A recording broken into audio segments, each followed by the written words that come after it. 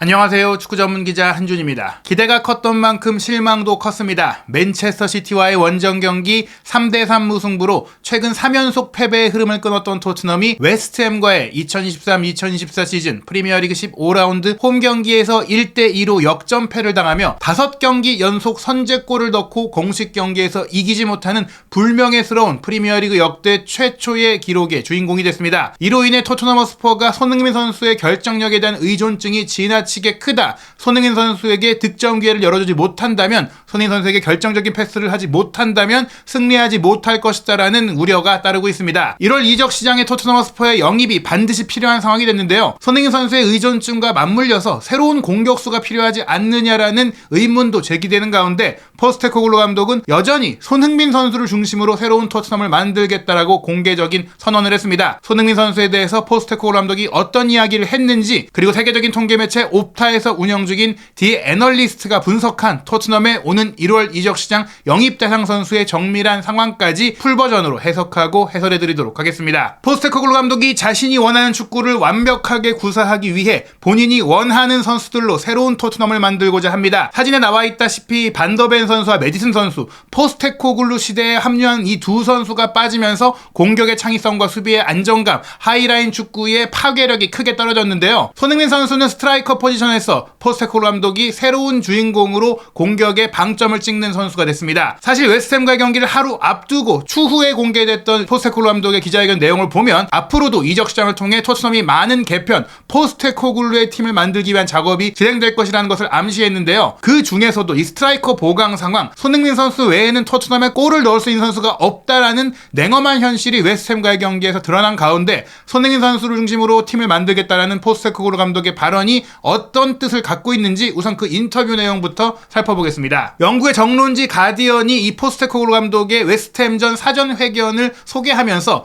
Son is fundamental, 기반이다. 토트넘의 포스테코글루 팀에 있어서 손흥민 선수가 중심을 맡고 그 코어 역할을 하면서 팀이 새롭게 쌓여지고 있는 상태라고 했는데요. 두 가지 이유가 있습니다. 이전 주장이었던 위고 요리스가 현재 팀에는 남아있지만 사실상 1군 팀 밖으로 강등된 상태고, 또 최전방 공격수로서 전술적 구심점, 9번 역할과 10번 역할을 함께 했던 해리 케인 선수의 역할도 손흥민 선수가 그대로 이어받으면서 케인과 요리스라는 이전의 토트넘의 리더십 그룹이자 전술적인 코어를 모두 손흥민 선수가 혼자 소화하고 있기 때문에 결국에 포스테코글루의 새로운 토트넘은 손흥민 선수를 중심으로 손흥민의 팀으로 만들어진다는 얘긴데요. 그러면서 포스테코글루 감독이 Sonny is elite in every sort of aspect라는 말을 통해서 손흥민 선수는 모든 면에서 엘리트인 선수, 모든 능력, 경기력, 인성적인 측면, 전술 운영 능력, 그리고 태도까지 모든 요인이 프리미어리그 최고급의 선수이기 때문에 이 손흥민을 중심으로 팀을 만들 수밖에 없다라고 말한 것입니다. 손흥민 선수에 대해서 언급한 전체 내용을 소개해드리겠습니다. 먼저 질문 자체를 소개합니다. 손흥민 선수라는 스트라이커가 있는데 앞으로 이적 시장의 계획이 진행되고 또 공격수 영입 과정도 있는데 손흥민을 중심으로 팀을 재편할 것이냐, 손흥민을 중심으로 팀을 빌드할 것이라는 질문을 했어요. 즉 이 얘기는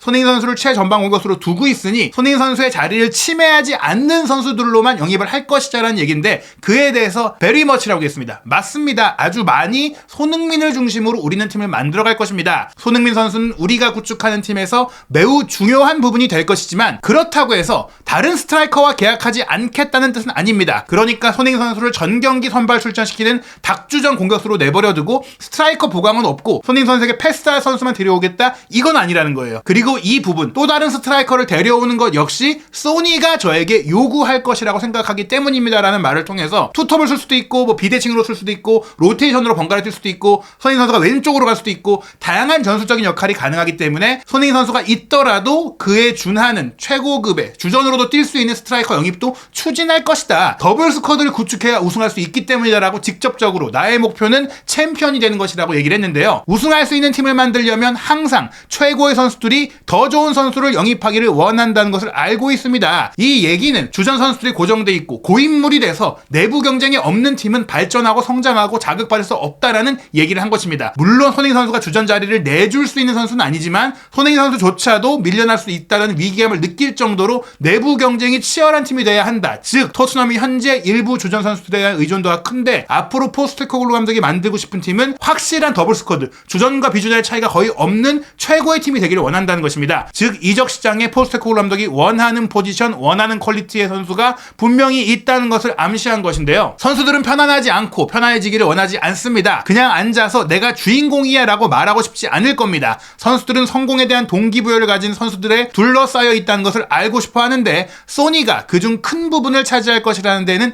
의심의 여지가 없습니다. 이 얘기는 즉 손흥민 선수 본인도 우승에 대한 갈망이 누구보다 큰 걸 다들 알고 있잖아요. 우리가 우승팀이 되는 게 중요하기 때문에 내가 혹은 나와 친한 선수들이 그냥 주전으로 보장되어 있는 경기를 뛰는 게 아니라 모두가 우승을 위해 모든 주변 선수들이 최고이기 때문에 서로 뛰고 싶어하고 서로 또 뭔가 만들고 싶어하고 이렇게 의욕이 넘치는 팀이 돼야 한다. 그러기 위해 선수 영입이 필요하다는 공감대가 다 이루어져 있다라는 얘기입니다. 그러면서 손흥민 선수는 역시 중심 역할은 다른 공격수를 영입한다고 하더라도 중앙 공격수, 스트라이커, 골을 넣는 역할을 쓸 거라고 포스테코글루 감독이 이야기를 하는데요. 많은 분들이 사실은 시즌 초반에 케인 선수가 아직 남아있을 때 손흥민 선수가 사이드에서 뛸 때 특히 히샬리송을 초반에 스트라이커로 기회를 줄 때는 손흥민 선수가 사이드로 벌려서 인버티드 풀백이 들어오는 공간을 만들어주고 보조자 역할, 본인이 슈팅할 수 있는 포지션을 많이 차지하지 못했기 때문에 아쉬웠잖아요. 만약 다른 스트라이커가 또 영입될 경우 손흥민 선수가 사이드로 빠지면서 또 그렇게 밀려나는 거 아니냐 우려하는 분들이 있는데 이 포스테코글루 감독의 설명을 보면 그렇게 되진 않을 것이다. 손흥민 선수의 최대 장점을 활용하게 될 것이라는 걸 알 수 있는 발언들이 길게 나옵니다. 그 전체 발언 내용 소개해드리겠습니다. 저는 운이 좋게도 좋은 공격수들과 함께 일할 수 있었지만 손흥민 선수는 프리미어리그에서 뛰었던 공격수들 중 모든 면에서 엘리트입니다. 만약 그가 선수 생활을 마칠 때쯤, 즉 아직 많이 남은 커리어를 쭉 이어갔을 때, 저와 함께 제 팀에서 이어갔을 때 그가 아웃스탠딩 스트라이커, 최고의 스트라이커 중 한 명으로 꼽히지 않는다면 매우 놀랄 것입니다. 즉 나와 함께 내 팀에서 손흥민은 스트라이커로 계속 뛰면서 최고의 스트라이커로서 인정받는 커리어를 만들어갈 것이다라는 얘기예요. 왜냐하면 사람들이 그의 커리어 중 많은 부분을 잊고 있지만 손흥민 선수는 항상 골을 위협하는 선수였기 때문이죠. 이제 저는 그를 안쪽에 배치하고 있고 그래서 올해 벌써 9골을 넣었습니다. 오프사이드 골에서도 선두를 달리고 있다고 생각합니다. 토트넘에 부임하기 전에도 이미 알고 있었지만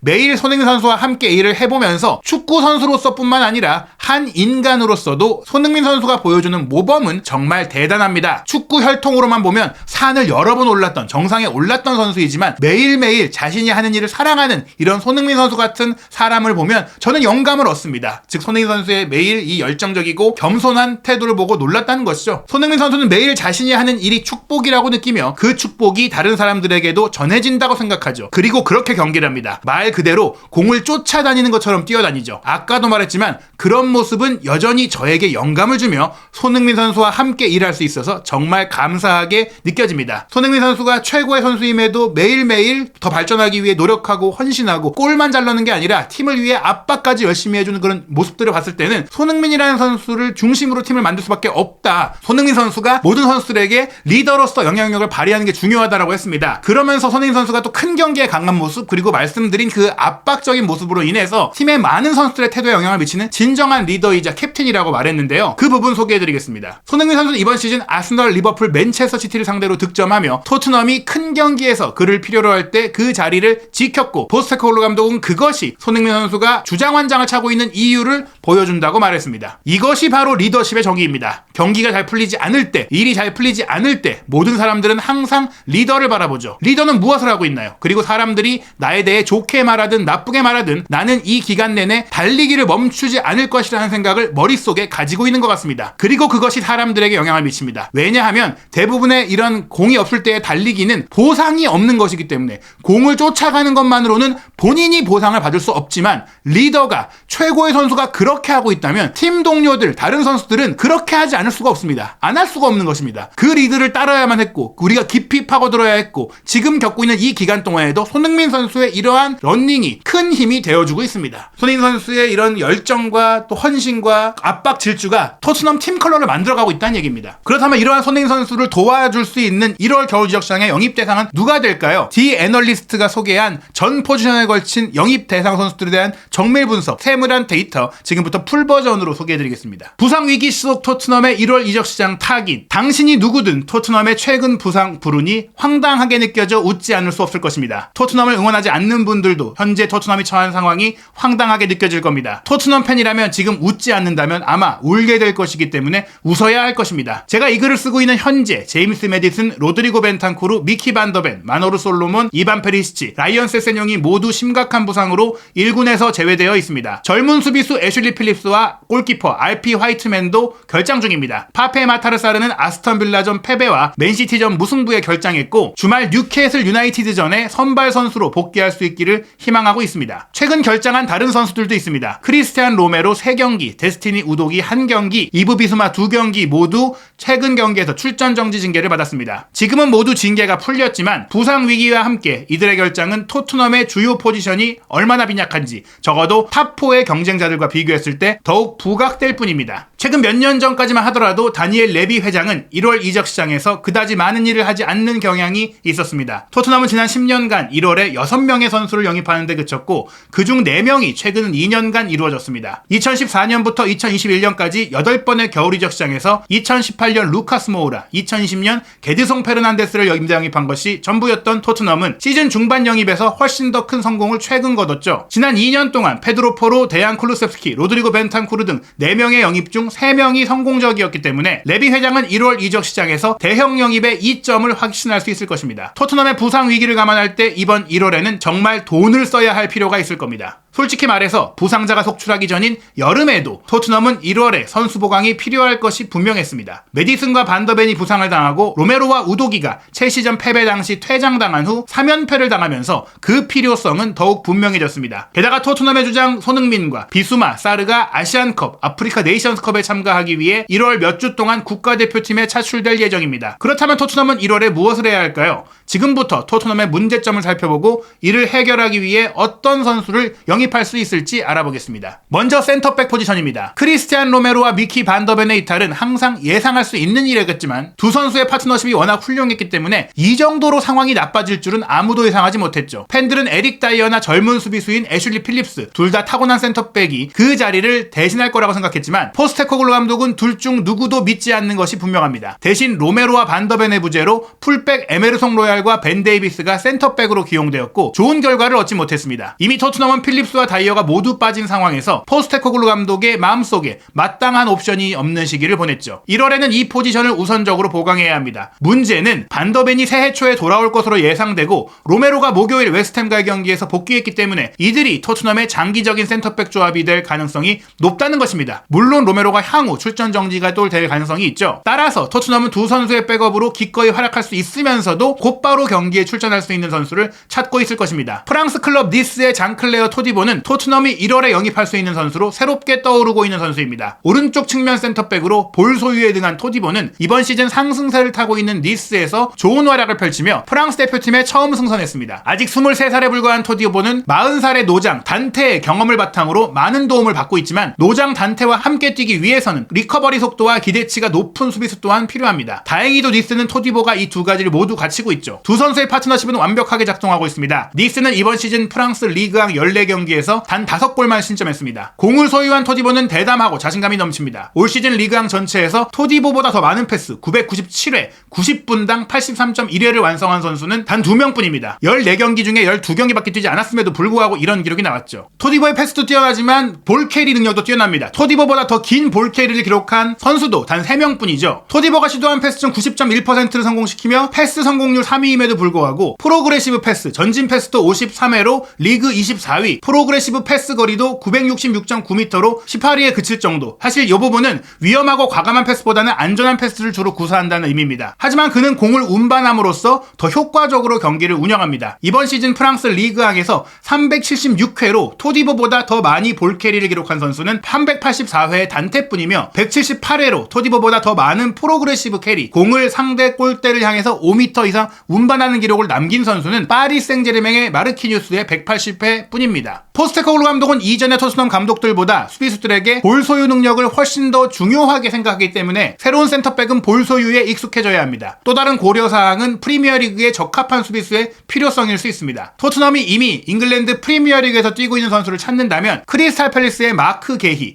본머스의 로이드 켈리를 고려할 수 있습니다. 게히는 평균 점유율이 44.7%에 불과한 크리스탈 팰리스에서 뛰고 있음에도 불구하고 올 시즌 프리미어리그 패스 성공 횟수 상위 25위 713회를 기록하고 있으며 첼시에서 활약하다가 스완지에서 두 차례 임대 생활을 한 경험도 있어 팰리스의 플레이 스타일과는 잘 맞지 않는 선수라고도 볼 수 있습니다. 반면 로이드 켈리는 왼발잡이 센터백이라는 이점이 있습니다. 올 시즌 프리미어리그에서 600분 이상 출전한 필드 플레이어 중 켈리는 평균 패스 성공 길이가 19.4m로 10위, 평균 전진 패스 길이가 22.9m로 7위를 기록할 정도로 장거리 패스 능력의 두각을 나타내고 있습니다. 두 기록 모두 토트넘 선수들보다 높은 기록입니다. 다음은 공격수입니다. 골 스코어러가 필요하다는 얘기인데 아이반 토니가 언급되고 있습니다. 토트넘은 손흥민 선수에게 지나치게 의존하고 있습니다. 쿨루세프키가 최근 들어 또한 부진한 모습을 보이고 있고 4골밖에 넣지 못했지만 올 시즌 토트넘에서 두 번째로 많은 골을 넣은 선수라는 점은 시사하는 바가 큽니다. 부상을 당한 솔로몬과 페리시치를 비롯해 히샬리송, 브레넌 존슨, 브라이언 힐 등 다른 와이드 포워드들은 1371분을 총 뛰었죠. 이 시간 동안 프리미어리그에서 단 2골을 넣었을 뿐입니다. 포스테코글루 감독은 결정을 내려야 합니다. 한 가지 옵션은 손흥민 선수가 계속해서 짐을 짊어지고 5천만 파운드의 존슨과 6천만 파운드의 히샬리송이 골을 넣을 수 있기를, 솔로몬이 곧 컨디션을 회복하고 브라이언 힐이 가끔씩 도움이 될 수 있기를 바라면서 현재를 고수하는 것입니다. 또 다른 옵션은 최전방에서 활약할 수 있는 득점원을 영입해 손흥민 선수가 토트넘에서 수년간 번성했던 왼쪽 측면 포지션으로 복귀할 수 있도록 하는 것입니다. 브렌트포드 공격수 아이반 토니는 출전 금지에서 복귀를 앞두고 있으며 계약 마지막 18개월에 접어들고 있습니다. 토니는 더 높은 레벨에서 뛰고 싶다는 열망을 숨기지 않고 있고 많은 클럽이 관심을 보이고 있으며 토트넘도 그중 하나라고 합니다. 하지만 포스테코글루 감독의 팀은 토니의 주요 강점 중 하나인 공중 능력을 제대로 활용하지 않는 팀입니다. 올 시즌 프리미어리그에서 평균 패스 거리가 15.1m로 가장 짧고 롱볼을 시도한 횟수가 481회로 다른 팀들에 비해 현저히 적습니다. 빅맨을 찾는 것은 토트넘의 경기 방식이 아닙니다. 그렇다고 토니가 포스테코글루의 축구에 적응하지 못한다는 말은 아닙니다. 그는 지난 시즌 9위인 브렌트포드에서 20골을 넣으며 득점 순위에서 36골을 넣은 엘링 홀란, 30골을 넣은 해리 케인에 이어 3위를 차지한 골잡이입니다. 롱볼 경합과 공을 잡고 다른 선수들을 플레이에 끌어들이는데 많은 노력을 기울이지만 머리로만 골문을 위협하는 것도 아닙니다. 브렌트포드가 승격된 이후 그가 넣은 32개의 프리미어리그 득점 중 헤딩으로 넣은 골은 4골에 불과합니다. 이 중 26골은 첫 번째 논스톱 슈팅으로 했기 때문에 그의 플레이가 얼마나 마무리에 집중되어 있는지를 보여줍니다. 또한 손흥민 선수에 대한 의존도에도 불구하고 토트넘은 올 시즌 프리미어리그에서 맨시티의 6.8골, 브라이튼의 6.5골에 이어 세 번째로 높은 기대 직점 초과 5.8골을 기록하고 있어 페널티킥이 없는 상태에서의 득점 기대치를 상회하고 있습니다. 이것은 토트넘이 기회를 마무리하는 데 있어서는 아무런 문제가 없다는 것이 시사합니다. 이번 시즌 페널티킥을 제외한 기대 득점 순위가 22.2골로 9위라는 사실은 사실 토트넘이 창의력 부족에 문제가 있다는 것을 시사하고 있습니다. 다음은 와이드 포워드입니다. 아마도 진정한 엘리트 피니셔인 손흥민 선수를 최대한 골문에 가까이 두고 존슨, 히샬리송, 힐과 경쟁할 다른 윙어를 영입해 다음 부상 위기에 대비하는 것도 합리적일 수 있습니다. 당장 웨스트햄전도 손흥민 선수를 지원하지 못했던 존슨, 쿨루세프키, 힐의 문제가 컸죠. 유벤투스의 사무엘 일링 주니어와의 연관성은 이렇게 설명할 수 있습니다. 첼시 아카데미 출신인 사무엘 일링 주니어는 재능 있는 와이드 포워드이지만 아직 이탈리아의 거인 유벤투스에서 제대로 자리를 잡지 못했죠. 올 시즌 세리에 A에서 벤치에서 단 4경기 교체 출전하는데 그쳤습니다. 20살인 사무엘 일링 주니어는 거의 전적으로 왼쪽에서 뛰는 까다로운 공격수인데요. 왼발에 능하지만 오른쪽으로 안쪽 돌파를 하는데도 능숙합니다. 유소년 팀에서 중앙 미드필드로 활약하면서 유벤투스에서 약간의 출전 시간을 가지기도 했는데요. 1군 팀에 와서는 대부분 3-1-4-2 포메이션의 왼쪽 윙백으로 출전하고 있습니다. 이로 인해 공격의 자유도가 제한되는 것은 분명하지만 그럼에도 불구하고 그는 여전히 인상적인 수치를 기록했습니다. 올 시즌과 지난 시즌 유벤투스 소속으로 모든 대회 674분 동안 출전한 사무엘 일링 주니어는 3개의 어시스트를 기록했습니다. 지난 시즌 챔피언스 리그에서는 벤피카와의 경기에서 투입 단 6분 만에 아르카디우스 밀리크의 골을 도왔고 올 시즌에도 벤치에서 교체로 나와 볼로냐와의 세리에 A 경기에서 유벤투스가 패배할 뻔한 상황에서 두산 블라호비치의 동점골을 어시스트했습니다. 일링 주니어는 런던 북부에서 자랐죠. 실제로 아스널의 옛 홈기장이었던 하이버리 스타디움과 그의 옛날 집이 가깝습니다. 일링 주니어가 아스널 팬이라는 사실을 인정한 것이 이번 계약의 걸림돌이 될 수는 있습니다. 또한 포스테코글루 감독이 셀틱에서 큰 성공을 거뒀을 때 활용했던 조타의 단기 계약에 대한 이야기도 있습니다. 조타는 포스테코글루 감독이 셀틱을 지휘하는 동안 동안 스코틀랜드 프리미어리그에서 가장 많은 오픈플레이 기회 창출 100회를 기록했고 가장 많은 득점 관여 42회를 기록했습니다. 문제는 그가 프리미어리그 레벨로 올라갈 수 있을 만한 충분한 실력을 갖췄는지 여부입니다. 마지막으로 중앙 미드필더입니다. 지오바니 로셀소의 부활로 메디슨을 대체할 선수의 필요성은 줄어들었지만 사르와 벤탄쿠르의 부상 그리고 1월 아프리카 네이션스컵에 사르와 비수마가 차출되어 결장되기 때문에 토트넘은 좀 더 뎁스를 강화할 필요가 생겼습니다. 올 시즌과 이번 부상 위기 동안 출전 기회를 얻기는 했지만 피에르 에밀 호이비에르와 스킵은 선발 출전 횟수가 3차례에 불과해 포스테코글루 감독이 그리 선호하지 않는 것으로 보입니다. 만약 메디슨과 벤탄쿠르가 사르가 비수마가 네이션스컵에 떠나기 전에 복귀한다면 토트넘의 중앙 미드필드진은 괜찮겠지만 그럴 가능성이 매우 낮기 때문에 포스테코글루 감독은 이 포지션 중앙 미드필더 보강을 우선순위로 고려할 수 있습니다. 맨체스터 시티에서 선호도가 떨어지고 내년 여름 유로 2024 대회를 앞두고 출전 시간을 늘리고 싶어하는 칼빈 필립스는 1월에 이적을 노리고 있지만 비수마를 제치고 토트넘의 1군 주전으로 뛸 수 있을지는 확실하지 않습니다. 프리미어리그 경험과 다재다능함을 갖춘 전 울브스 소속 후벤 네베스의 임대 이적설도 제기되고 있습니다. 지난 여름 사우디 프로리그 알힐랄로 이적한 네베스는 토트넘에서 곧바로 1군 선발 엔트리에 들지 못할 수도 있지만 결과적으로는 좋은 스쿼드 플레이어가 될 수 있습니다. 동시에 비수마, 사르, 벤탄쿠르, 메디슨, 로셀소, 스킵, 호이비에르 등 토트넘의 중앙 미드필드들은 사실 꽤 탄탄하기 때문에 게다가 클루셉스키도 지난 몇 경기에 10번 미드필드로 나왔을 때 제 몫을 해냈죠. 그렇기 때문에 레비 회장은 1월에 몇 명의 선수를 영입해야 한다는 것은 알고 있지만 새로운 중앙 미드필드를 영입하는 것은 지나친 사치라고 생각할 수도 있습니다. 문제는 토트넘이 1월 이적 시장의 문이 열리기 전에도 이미 많은 경기를 치러야 한다는 것입니다. 12월 11일 월요일 새벽 1시 30분 뉴캐슬과의 홈 경기, 이어서 16일 노팅엄전, 24일 에버튼전, 29일 브라이튼전, 12월 31일 본머스전까지 이어집니다. 1월 6일 새벽 5시로 손흥민 선수가 없는 가운데 번리와 FA컵 3라운드 경기도 치러야 합니다. 과연 토트넘이 1월 이적 시장에 어떤 선수를 데려올 수 있을지, 그 전까지 지금의 무승 행진을 언제 끊어낼 수 있을지 한준TV와 함께 토트넘 허스퍼의 모든 이야기, 손흥민 선수의 모든 상황 확인하시기 바랍니다.